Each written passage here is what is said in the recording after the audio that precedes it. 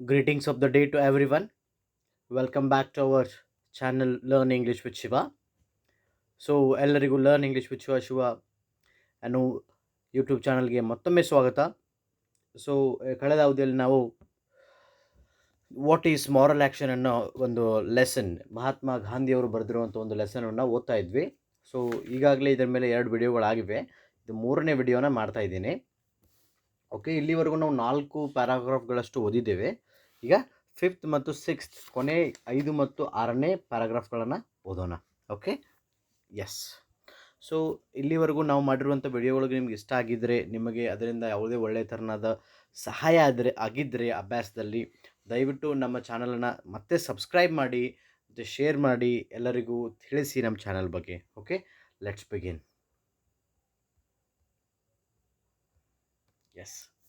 Just as an action prompted by motive of material gain here on earth is non-moral, so also another done for the considerations of comfort and personal happiness in another world is non-moral.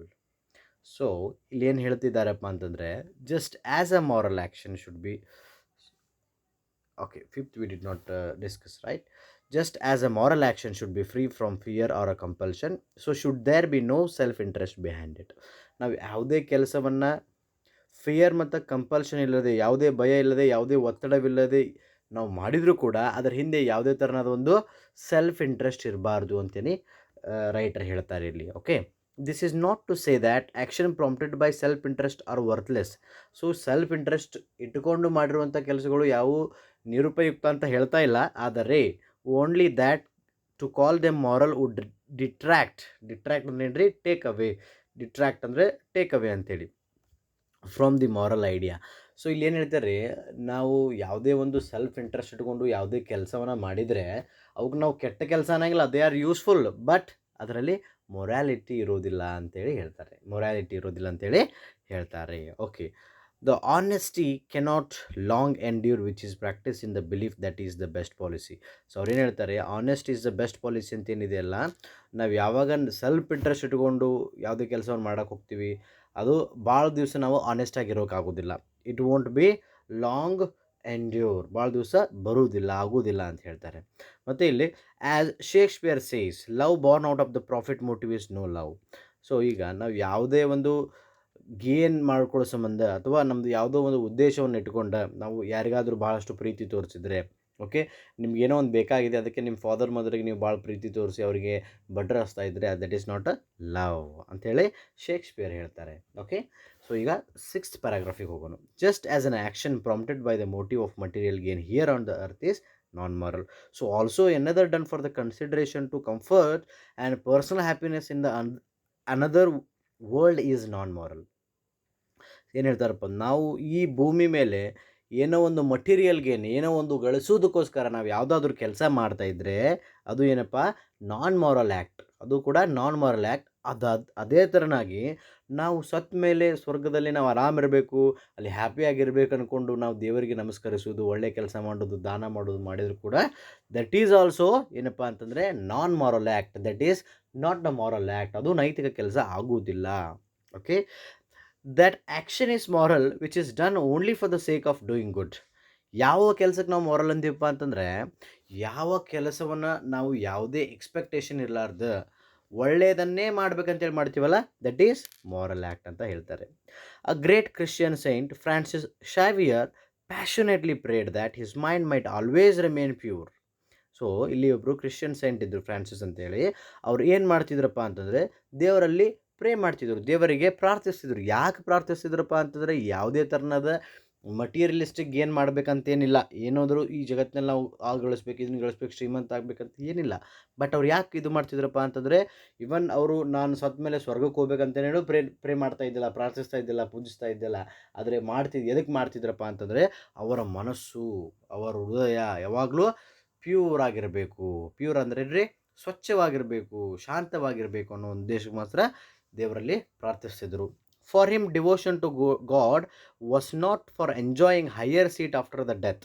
ಅವರಿಗೆ ಏನಾಗಿತ್ತಪ್ಪ ಅಂತಂದರೆ, ದೇವರಿಗೆ ನಮಸ್ಕರಿಸೋದಪ್ಪ ಅಂತಂದರೆ ಅವ್ರನ್ನ ದೇವರಲ್ಲಿ ಬೇಡ್ಕೊಂಡು ಮುಂದೆ ಯಾವಾಗೋ ದೊಡ್ಡ ಜಾಬ್ ಏನು ಸ್ವರ್ಗದಲ್ಲಿ ಆಫ್ಟರ್ ದಿ ಡೆತ್ ನಾವು ಸ್ವರ್ಗದಲ್ಲಿ ಒಂದು ಸೀಟ್ ಪಡ್ಕೊಳ್ಳೋದಾಗಿದ್ದಿಲ್ಲ. ಅವ್ರಿಗೇನಾಗಿತ್ತಪ್ಪ ಅಂತಂದರೆ, he prayed because it was man's duty to pray.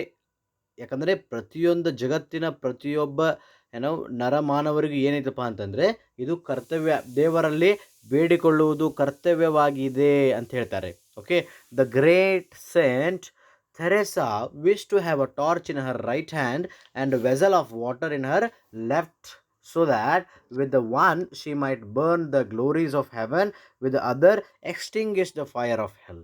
So ನೋಡ್ರಿ, ನಮಗೆ ಒಂದು ಒಂದು ಕಾನ್ಸೆಪ್ಟ್ ಇದೆ. ಏನಪ್ಪ ಅಂತಂದರೆ, ಸ್ವರ್ಗ ಅಂದರೆ ಭಾಳ ಚೆನ್ನಾಗಿರುತ್ತೆ, ನಾವಲ್ಲಿ ಆರಾಮಿರ್ಬೋದು. ನರಕ ಅಂದರೆ ಭಾಳಷ್ಟು ಕಷ್ಟ ಇರುತ್ತೆ, ನಾವಲ್ಲಿ ಭಾಳ ಕಷ್ಟ ಎದುರಿಸ್ಬೋದು ಅಂಥೇಳಿ ನಮ್ಮ ತಲೆಯಲ್ಲಿದೆ.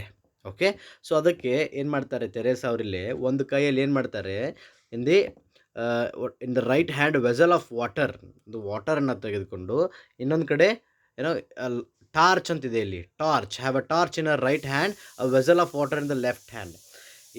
ಲಗೈಯಲ್ಲಿ ಏನಪ್ಪ ಅಂತಂದರೆ ಬೆಂಕಿಯನ್ನು ಹಿಡ್ಕೊಂಡು, ಲೈಟ್ ಟಾರ್ಚ್ ಅಂದರೆ ಏನ್ರಲ್ಲಿ ಬೆಂಕಿ, ಮತ್ತು ಮತ್ತೊಂದು ಕಡೆ ಇನ್ನೊಂದು ಎಡಗೈಯಲ್ಲಿ ವೆಸಲ್ ಆಫ್ ವಾಟರ್, ಒಂದು ಸಾಮಗ್ರಿಯಲ್ಲಿ ನೀರನ್ನು ಇಟ್ಕೋಬೇಕು ಅಂತ ಅಂತಿದ್ದಾರೆ. ಯಾಕಪ್ಪ ಅಂತಂದರೆ, ಅದ್ರ ಮುಖಾಂತರ ಅವರು ಈಗಾಗಲೇ ನಮ್ಮ ತಲೆಯಲ್ಲಿರುವಂತಹ ಸ್ವರ್ಗದ ಕಾನ್ಸೆಪ್ಟನ್ನು ಸುಟ್ಟು ಹಾಕ್ತಾ ಇದ್ದಾರೆ. ನಾವೇನು ಅನ್ಕೋತಾ ಇದ್ದೀವಿ, ಸ್ವರ್ಗ ಭಾರಿ ಐತಿ, ಹಂಗೈತಿ ಹಿಂಗೈತಿ, ನಾವಲ್ಲಿ ಆರಾಮಿರ್ಬೋದು, ಎಲ್ಲ ಫೆಸಿಲಿಟಿ ಇರ್ತೈತಿ, ಸತ್ತ ಮೇಲೂ ಆರಾಮಿರ್ಬೋದು ಅಂತೇಳಿ ವಿಚಾರ ಮಾಡ್ತಾ ಇದ್ದೀವಲ್ಲ, ಆ ಒಂದು ವಿಚಾರವನ್ನು ಸುಟ್ಟು ಹಾಕುವ ಸಲುವಾಗಿ ಏನೈತಿ, ಅವರು she wants to have a torch in her right hand, ಮತ್ತು ಲೆಫ್ಟ್ ಹ್ಯಾಂಡಲ್ಲಿ ನಮಗೆ ನರಕದ ಬಗ್ಗೆ ಒಂದು ಕೆಟ್ಟ ಭಾವನೆ ಇದೆ. ನರಕದಲ್ಲಿ ಚಿತ್ರಗುಪ್ತ ಇರ್ತಾರೆ, ಯಮಧರ್ಮ ಇರ್ತಾರೆ, ನಮಗೆ ಟಾರ್ಚರ್ ಮಾಡ್ತಾರೆ, ಅಲ್ಲಿ ಸುಡೋ ಎಣ್ಣೆಯಲ್ಲಿ ನಮ್ಮನ್ನು ಕರೀತಾರೆ.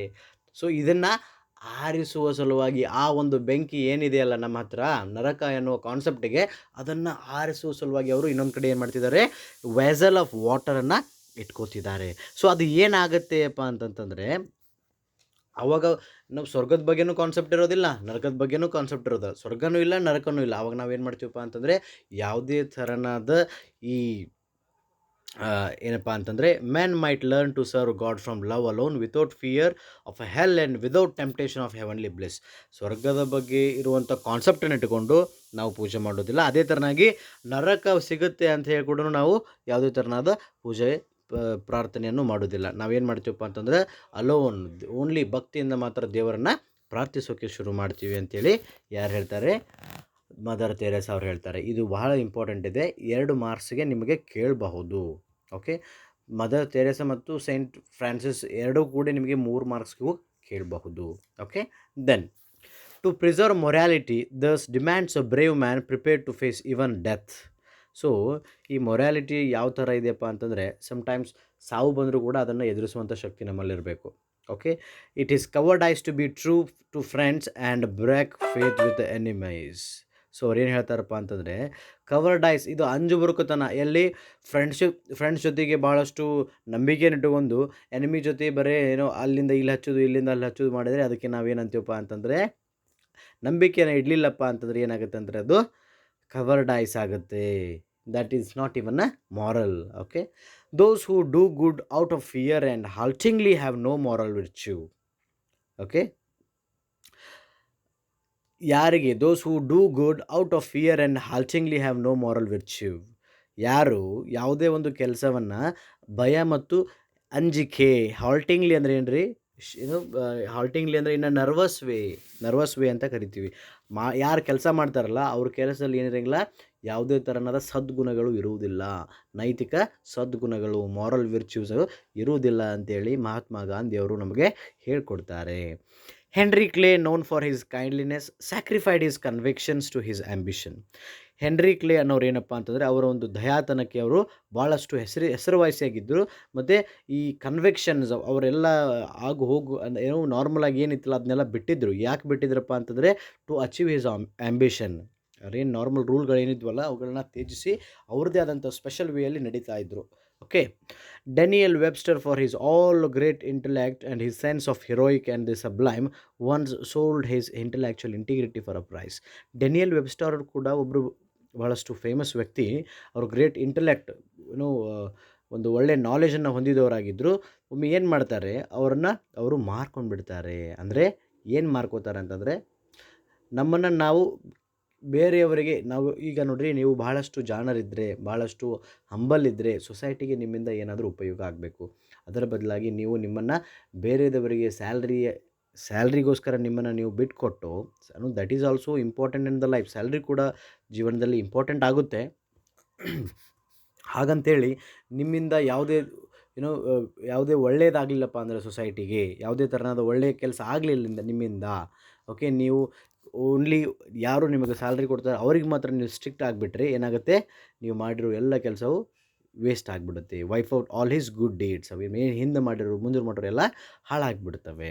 Okay, this shows how difficult it is to judge the morality of a man's action. ಇದೇನು ಮಾಡ್ತೈತಿ, ಈ ಎಲ್ಲ ಎಕ್ಸಾಂಪಲ್ಗಳಿಂದ ನಾವೇನು ತಿಳಿಬೋದಪ್ಪ ಅಂತಂದರೆ, ಇದು ಭಾಳ ಡಿಫಿಕಲ್ಟ್ ಇದೆ. ಯಾರು ಮಾರಲ್ ಇದ್ದಾರೆ, ಯಾರು ಇಮ್ಮಾರಲ್ ಇದ್ದಾರೆ ಅಂತ ತಿಳ್ಕೊಳ್ಳೋದು ಭಾಳ ಅಂದರೆ ಭಾಳ ಡಿಫಿಕಲ್ಟ್ ಇದೆ. We have also answered to the question raised at the outset of this chapter, what is moral action. ನಾವು ಆಲ್ರೆಡಿ ಈ ಬಿಗಿನಿಂಗಲ್ಲಿ ಒಂದು ಕ್ವಶನ್ ಹುಟ್ಕೊಂಡಿತ್ತು, ಏನಪ್ಪ ಅಂತಾರೆ, ವಾಟ್ ಈಸ್ ಮಾರಲ್ ಆ್ಯಕ್ಷನ್ ಅಂತೇಳಿ. ಆ ಕ್ವಶನ್ಗೆ ನಮಗೆ ಆಲ್ರೆಡಿ ಆನ್ಸರ್ಗಳು ಸಿಕ್ಕಿವೆ. ಯಾವ್ಯಾವ ಥರನಾಗಿ ಆ್ಯಕ್ಟ್ ಇರಬೇಕು, ಯಾವ್ಯಾವ ಥರನಾಗಿ ಕೆಲಸ ಇರಬೇಕು, ಅದು ಏನೋ ಕೆಲಸ ನಮ್ಮಿಂದ ಹುಟ್ಟಿರಬೇಕು, ನಮ್ಮ ಮನಸ್ಸಲ್ಲಿ ಬಂದಿರಬೇಕು, ಅದನ್ನು ನಾವಾಗೇ ಮಾಡಿರಬೇಕು, ಅದರಿಂದ ಒಳ್ಳೆಯ ಉದ್ದೇಶ ಇರಬೇಕು, ಅದರಿಂದ ಯಾರು ನಮ್ಮನ್ನು ಸೆಲ್ಫ್ ಇಂಟ್ರೆಸ್ಟ್ ಇರಬಾರ್ದು, ರೈಟ್. ಈ ಥರ ಏನೇನು ಕಂಡೀಷನ್ಸ್ ಇದಾವೆಲ್ಲ ಅವನ್ನೆಲ್ಲ ಕಂಡೀಷನ್ ಪಾಸ್ ಆದಾಗ ಮಾತ್ರ particular action will be called as the moral action ಅಂತ ಹೇಳ್ಬೋದು. ಓಕೆ, ನಾವು ಇನ್ನೊಂದೇನಪ್ಪ ಅಂತಂದರೆ, we cannot penetrate the depth of his mind. ನಾವು ಯಾರ ಮೈಂಡಲ್ಲಿ ಒಳ ಹೊಕ್ಕು ಏನು ಹಿಂಗೆ ವಿಚಾರ ಮಾಡ್ತಾ ಇದೆಯಾ, ನೀ ಇದನ್ನೇ ಮಾಡ್ತಿದ್ಯಾ, ನೀ ಕೆಲಸ ಇದಕ್ಕೆ ಮಾಡ್ತಿದ್ಯಾ ಅಂತ ಹೇಳೋಕ್ಕಾಗೋದಿಲ್ಲ, ರೈಟ್. ನಾವು ಓನ್ಲಿ ಅವ್ರು ಮಾಡೋ ಕೆಲಸದಿಂದ ಅರ್ಥ ಮಾಡ್ಕೋಬೇಕಾಗುತ್ತೆ.